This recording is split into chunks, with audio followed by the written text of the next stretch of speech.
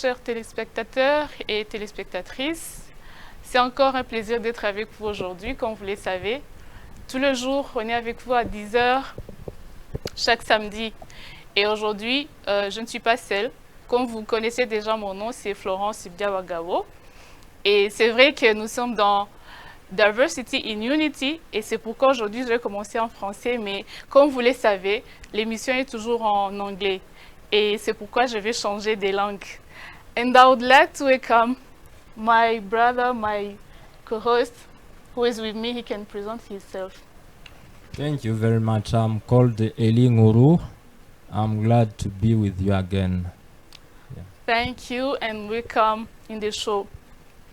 As I said, the show is called Diversity in Unity, and we talked more about it. We talked about diversity in unity, and don't forget that we are 54 African ambassadors for influence. And we promise you that every day we have a new topic, and today we have a new one. Can you tell us? Yes. Today we have the topic called True Storyteller. We're gonna tell you a true story.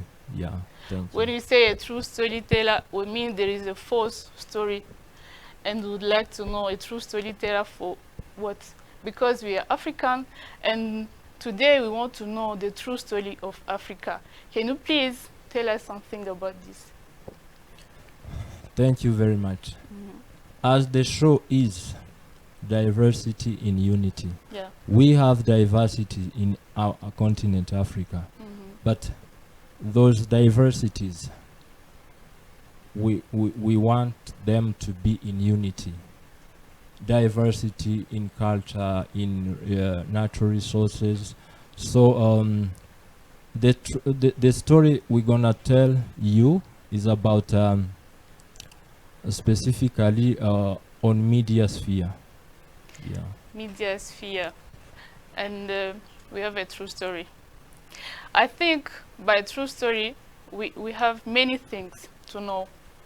Because if I remember when I was a children, when I was 5, 6, most of the time my grandpa was telling us stories. You know, we come from, we are. And I think those stories, we need them. And I think if you want to tell a story, you have to think about who's going to hear about you. What is he going to hear about? Because the stories are many. We can talk about something. We can talk about when we start going to church, when. But I would like to know. And that's why I think today it will be a pleasure to be with a guest of honor. We promise you that we'll be with a guest and we are with him today. So you will hear more and more, because what I know is not more than what we are going to know today. That's why we'll be really, it will be a pleasure for us to welcome our guest to be with us, and he will let us know many things about Africa. Yeah. Sure. A true story. I have 3 statements that I would like to share. Number 1, for someone to be a true or an authentic reporter, 3 are the key. Number 1, credibility. Number 2, integrity. And number 3 is eyewitness. The 3 criteria to be a good the 3 storyteller. are the key. Yes. Imagine an overseer, oversee, narrating the story of the fish dwelling in the sea. Can you imagine the scenario? Yeah. Statement number 3. Shameful to many media houses that report their story happened at their home from the overseas media houses. you know. And as a consequence of that, there will be delusion, either by addition or by omission. That is my my three statements that maybe you can make as you have the background in journalism. Maybe you can highlight. Are you pro or against that? Against me concerning the three statements? If I say I'm against, you will not be happy.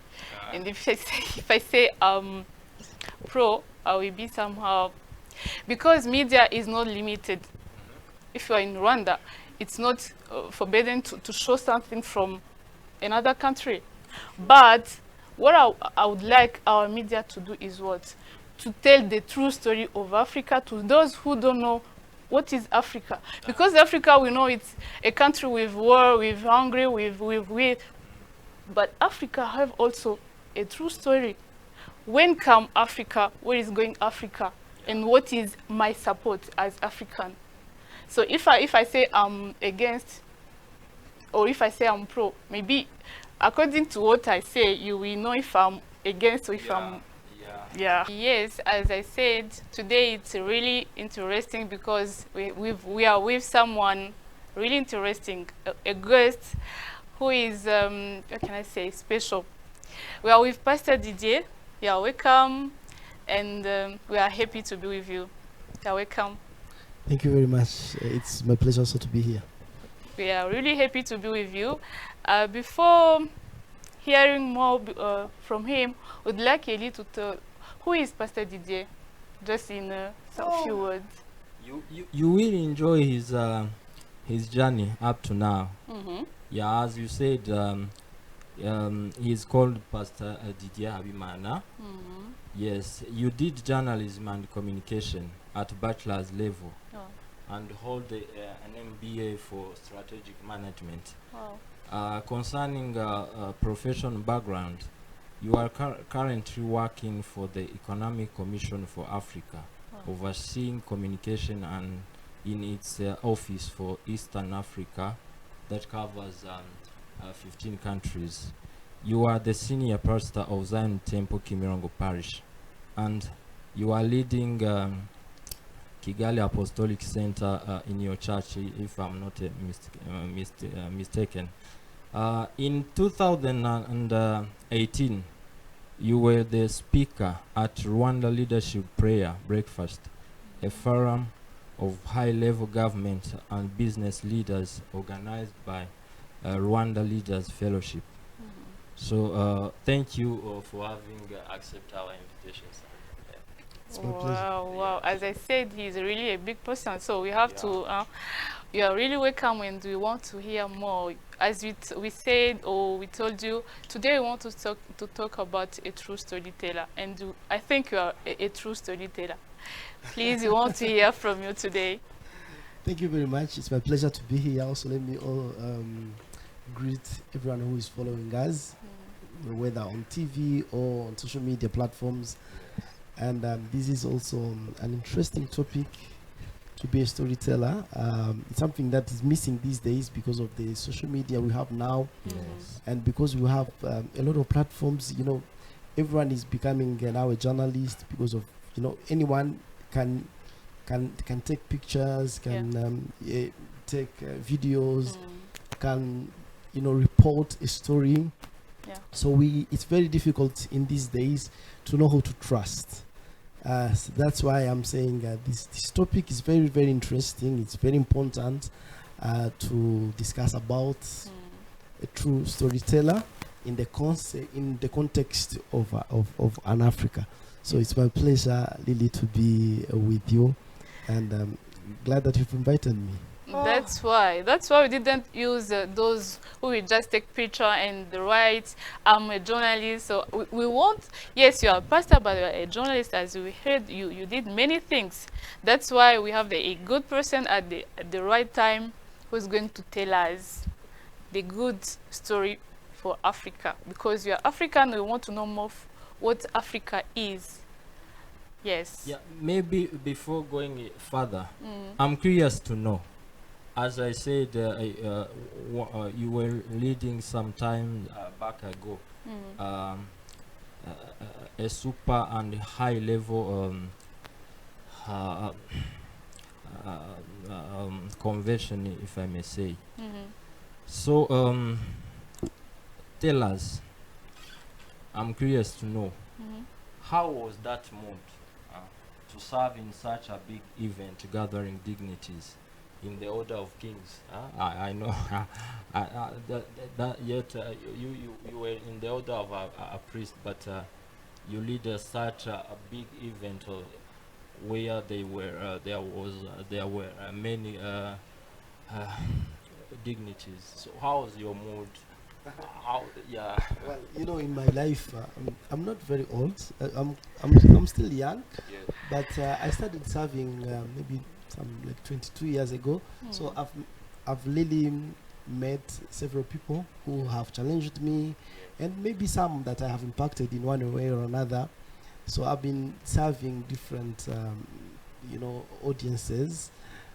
Particularly, you're talking about maybe when I served, when I was a speaker at the prayer breakfast. It's prepared by Rwanda Leaders Fellowship. That is, like 3 years ago. I was the main speaker. It was terrifying, you can imagine. Yeah. But you see, we are always enabled by the Holy Spirit. We don't trust, we rely on our strength. So briefly, the mood where, like the mood I had that time, initially I was nervous, like anyone can imagine. But when I started speaking, and like I felt I had a message. And when you have a message, even the channel to deliver that message might have interferences, but it's very, very important to have something to say before saying. You don't just open your mouth and speak nonsense. So I had a message that I had, I thought that I had really got from God. So that gave me courage. So in despite that gathering that was really concentrated with so many people, I can boldly say that God had given message and I was able to deliver it. He enabled me to deliver it. That's what I can say. I wasn't the first one to do it, and probably I'm not even the last one. And I have been always thinking that God has been faithful to our country, to the people that I was talking to be able to give them the right message. And also I got encouragement from the mentors, from the senior people who have done it before. So it wasn't really that difficult, when I started talking. Wow, experts in many things, and we want also to have something from you, because you are experts. We want to learn something from you. Well, there are some titles that I don't like. These titles of an expert, becoming an expert into these things. Exactly. You probably have seen on different TV stations. A white person, or even not necessarily a white person, someone comes in Rwanda or comes in Africa, spends a month in Africa, and by the time he or she comes back home, in the West mainly, she's called an expert. She's invited to different panels as an expert because the guy has spent a month in a particular city. So that's something happening. So that's why I don't like these words sometimes, experts, But because I think you are an expert because you are born African, you are African, so you are an expert in Africa.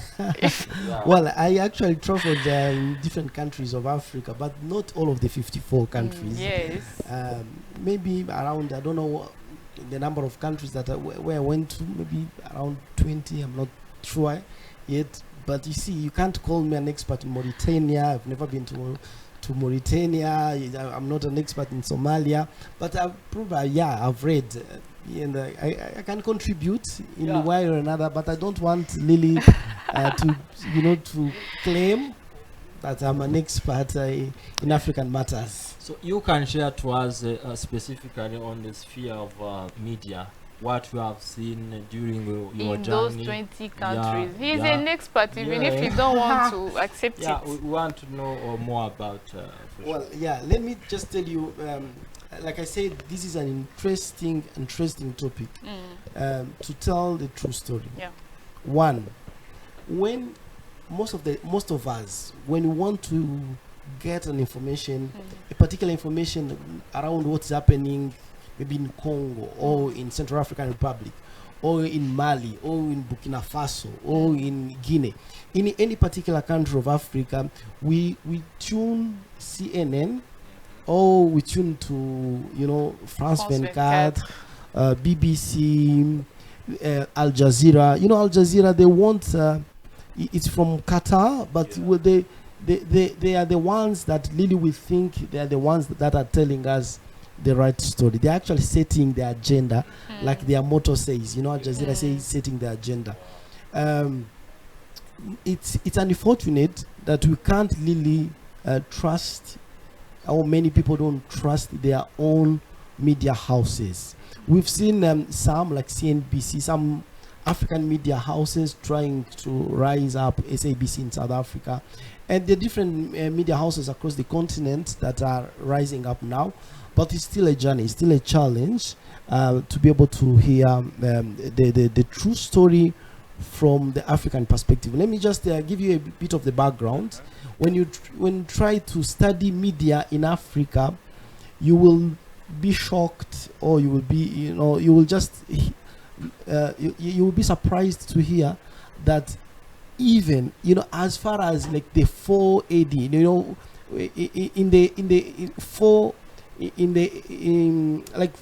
almost like 4 years before the birth of Christ, Africans had their way to communicate. If you go to Burundi, they had a way to use drums as a way of communication. If you come to Rwanda, there are about 400 poems. These poems that were conveying particular messages. Ibisigo, like these long poems, they were very rich in terms of literature, in terms of media, to convey a message. When you go to Mali, they had Tombouctou, they were writing, that's before Christ. So you see, that's before the civilization as we know it today.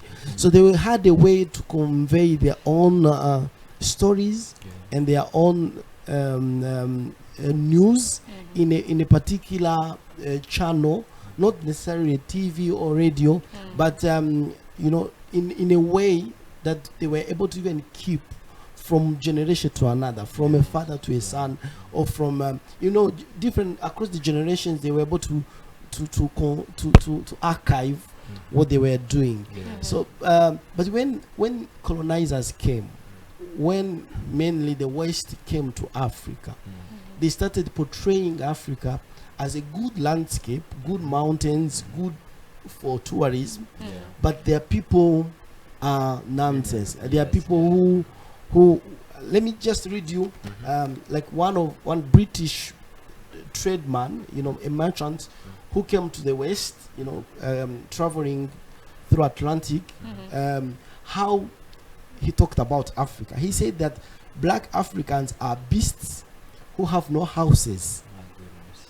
He said that they are the people with heads, without heads, having their mouth and eyes in their beasts.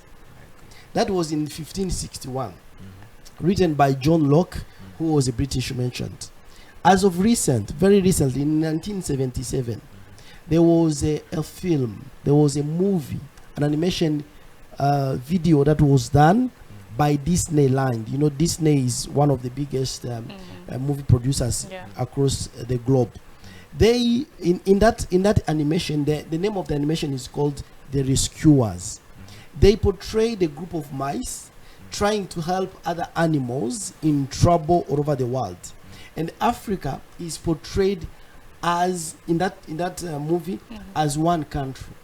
Or very recently, also actually in this crisis, in the current crisis, Russia-Ukraine crisis that's happening, one CNN journalist say that things that are happening in Ukraine, they are used to happen in Africa. basically to say the image that we wanted to portray was that image, the Africa is a continent of wars, of famines, of hunger, of catastrophes, and it's normal that these things happen in Africa. We don't pretend that everything happening on the continent is good. We know Yes. wars that are happening in DR Congo or in Somalia, or some coups that are happening mainly in West Africa. Recently we've seen calamities happening across the continent, but we cannot pretend that it's the normal. It's the way that Africans, their lifestyles. This is not our lifestyles, because we have also development that are happening also across the continent. That's why it's very, very important for Africans to rise up and to tell their own stories. How many Rwandans do you know who have written their stories, the things they went through, and maybe during the genocide, even all during their own lives? How many did they put them in a book and wrote their story? They are very few. They are very few. And who is telling that story of happening? It's CNN, it's BBC, it's Al Jazeera, is different media houses, international media houses. There was maybe to just summarize. There was I think the Minister of Information of Uganda wanted to open a channel, wanted to open a radio house, not a radio house. They wanted to open another branch of a media house that is based in Uganda. Just to give an example, let's say NTV Uganda. They wanted to open a branch in London, and he was refused the permission to open a branch. But the BBC there. But on our FM stations, we have RFI from France, we have VOA, and how many Americans are listening to VOAs? We have BBC, and we have Deutsche Welle from Germany. You see, that's our people are consuming information, but the narratives are produced by the West. So we're not. We can't trust what we are hearing from them, even if they call themselves experts. And that's a serious problem. So sons and daughters of Africa need to rise up and tell their own story.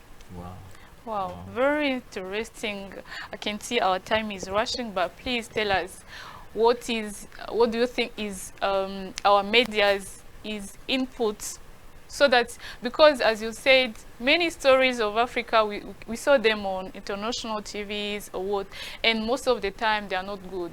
As what you mentioned, in Ukraine, this journalist said it's what happened in Africa. What means Africa is like it's like a field where it might happen, but for sure it's not the truth. Because in Rwanda we have peace. In Rwanda there is nowhere. In Rwanda we are okay. In other countries it's okay. But what can you say? What can be the input of our media? Because our media are our what can I say? The eyes of African. Media is the eyes. Media is the what can I say? Everything for us. Because if you want to know the true story, we have to use media. Not use YouTube, because YouTube, you can put what you want, as you said.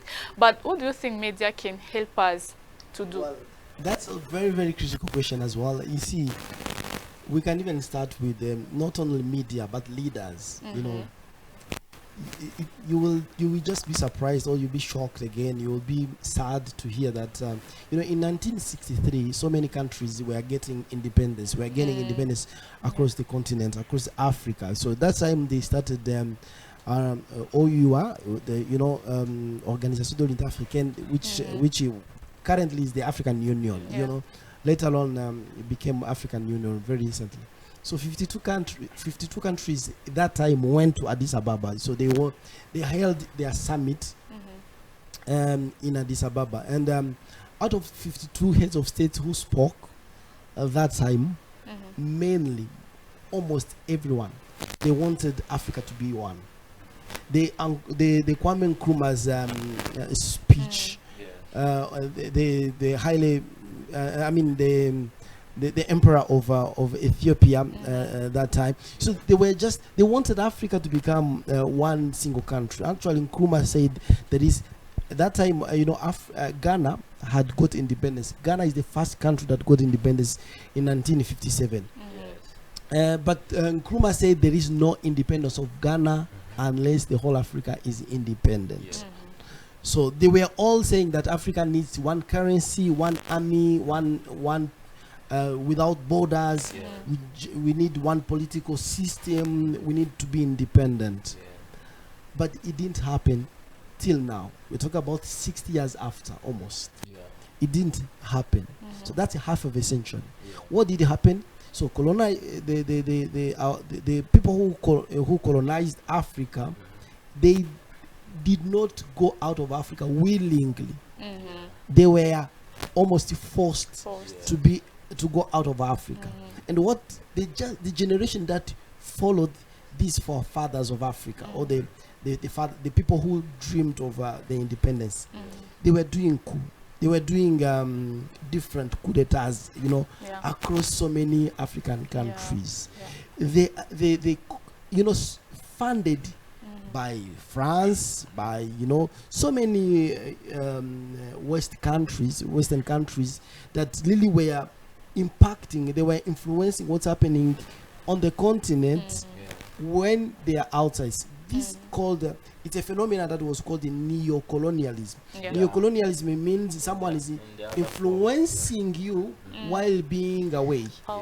Until now, in West Africa, they are still using CFA as their currency. Their central bank is in Paris or in France. CFA is a currency that is basically, even the name itself, franc. Even ourselves, we use francs, but francs means it is attached to France. So, starting not only the media houses, let's start it from above. There are so many people, African leaders, who think that pleasing the West is the way to go. Who thinks that the West has a divine mandate over Africa to dictate what needs to be done across the continent. For there are some leaders, African leaders, before appointing a cabinet, they will need to consult what does Paris has to say, or even Portugal, or even Britain. What do they have to say about the nomination of a minister, or of the appointment of a general in the army? They will need to consult. So we need a mindset shift. So after 60 years of independence, we shouldn't be discussing again that our media houses are not independent. So in this particular show, we are discussing about the media, but you can look, across all the spheres of influence, in the political, in the education, you did the history. Maybe you've studied a bit of the history. Have you studied the history of maybe the heroes of Africa, the Sundiata Keita of Mali, or the Chaka Zulu of South Africa? No, I mean, we know Bonaparte, we know Napoleon Bonaparte, we know Révolution Française, we know what happened, probably, Jeanne d'Arc, what happened, the Churchill of Britain. We know what happened in the World War II and World War One. So, but very few people or very few schools are teaching the African history. So across all the spheres, we need mindset shift. So coming back to your question about the media houses, what needs to be done? To write our own stories. We don't need to consult what the West has to say to be able to tell our own stories. Let's be the true storytellers of our own history, of our own communities, what's happening in our communities, and also let's use all the efforts necessary to be able to portray Africa differently from what the West has portrayed Africa. Oh, thank you very much. I have the last question because time is almost over. So can you express us your feelings about this famous fable? I quote, "Until the lions have their own historian, the history of the hunt will always glorify the hunter." This was said by a famous late Chinua Achebe, who was a Nigerian novelist and poet who is regarded as the dominant figure of modern African literature. So he was born in November 16th, 1930, and passed away in March 21st, 2013. So how is your feeling about this famous fable? Well, it's an interesting statement. Until lions know how to hunt, then the history of the hunt will be, told by the hunter. Basically saying, if a hunter kills, let's say, a rabbit, who will come back home, saying, "Hey, we've done it. We made it. Today we are successful people." That hunter who is going to shout, while the lion that is always hunting can only survive because it hunts. Because it's a daily job.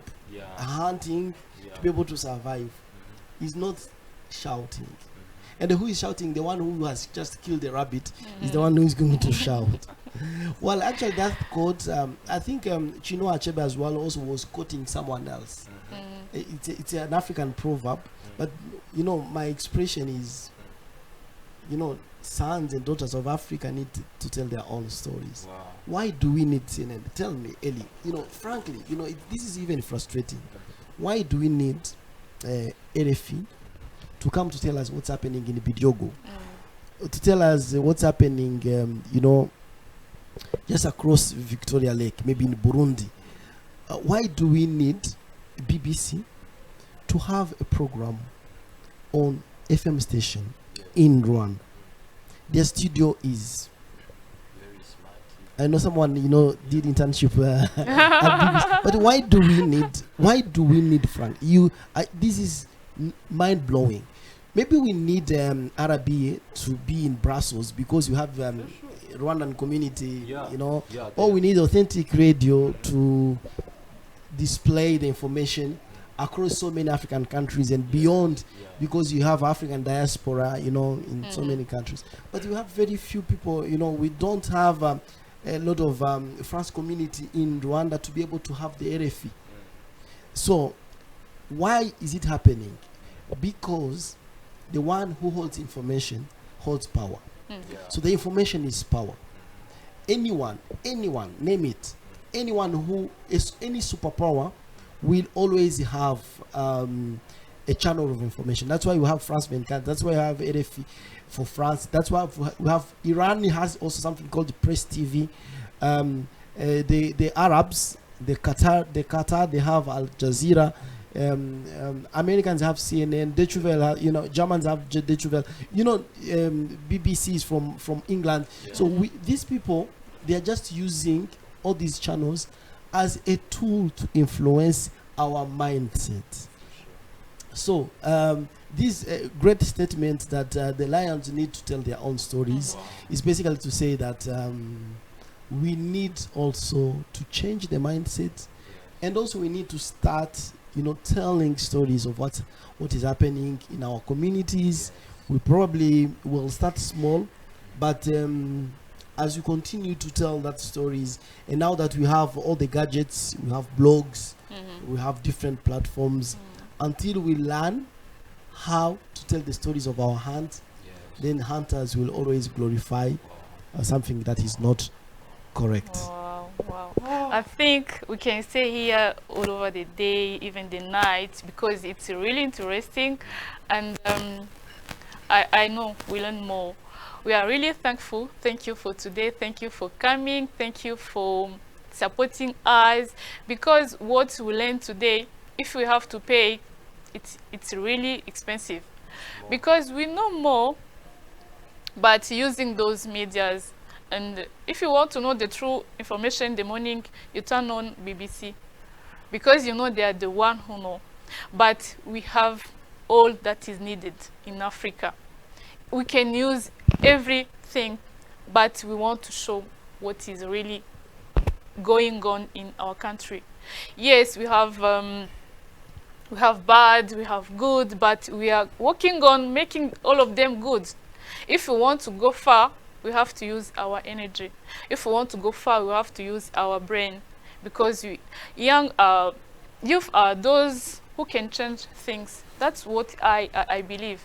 I believe that if me, Florence, I say today I want to do this, I can, because God gave me everything. So by concluding, I think we can say we are really able and we are happy to have you. The topic of today was really interesting, and it's not the end. We just start. We be with him. He will be teaching us. He will be sharing us information, because we need to know. We need to know so that we can go far. Yes. Thank you for watching. Thank you for everyone. Thank you for being with us. Stay connected. Stay watching us on Authentic TV, on YouTube, on many platforms that you can use. We want to be supported by everyone. To be supported is not only by money, but even if you by your idea, by sharing what you know, it's really needed. So thank you for everyone. You are welcome every time that we want to talk to you. Be there, because we want to change, and we can, as said President Obama. Thank you. Thank you. Maybe I can just add something. We promised you last time that different topics will be discussed in this this show, which is Diversity in Unity. That will boost our mind to think out of box and beyond borders. And this episode number 1, where we hosted our super guest, you can understand how much we have the powerful men in different spheres in Africa that who can really share what they have. So and the promise number 2, we promised you that we will share and a scripture that's just quote it, that will supporting the topic discussed. So let's maybe hear from the Queen of Sheba. You know her story.